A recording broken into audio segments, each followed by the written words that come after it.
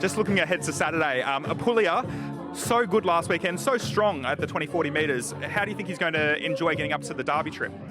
I do think it'll be no problem for him. He's bred to run out the trip, being by the side for Rente, and it's a high chaparral mare, so hopefully that's no problem. I thought his win on Saturday was really good.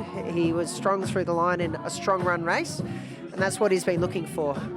So if we draw a barrier and he gets a nice soft run in transit, we know he'll be able to stay the trip, and hopefully he can cope with the backing up, which all signs are he's pulled up well, eating, and he's a happy horse, so I think he will. Barbie's Fox has been in such good form this preparation, really in career best form. She seems to have just found that consistency. She has. It's probably a career best form she's in at the moment. Wishlaw Lass managed to just pip her last start and has come out again and won since. Her work has been excellent. We're very happy with her, and she deserves the opportunity.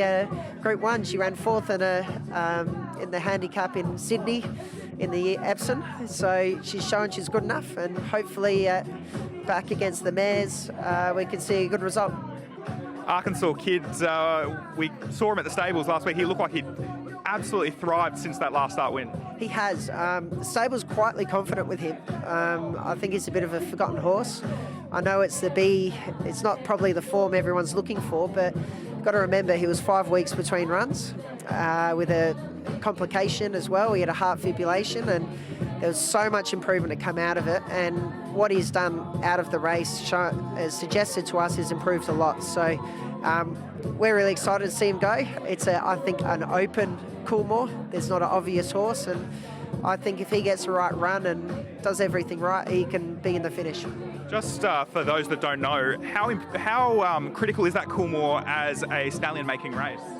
It's, through the years, a lot of the top stallions have come through that race, and it's often a gateway to maybe go travel and head overseas. If you win it, it's like winning the lottery, because it's a stallion-making race, and he's a colt. He's a dual stakes winner in Group 1 place at the moment, so his CV would look pretty good if he won. Crosshaven going down the straights, again, another competitive race. It is very, very competitive. We just felt, we're looking at the Damien Oliver as well, but we felt a sprint down the straight would be good for him going forward.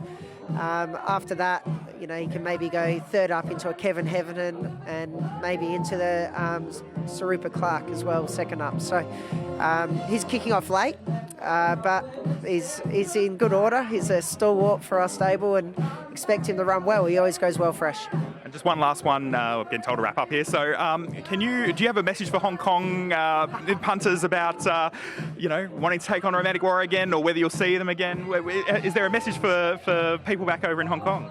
Well, if he pulls up well and we're happy with him, we'll consider Hong Kong, but there's always April as well. But I think we would love to go over there and travel him if he's in the right form. So another clash would be great, but he looked pretty good.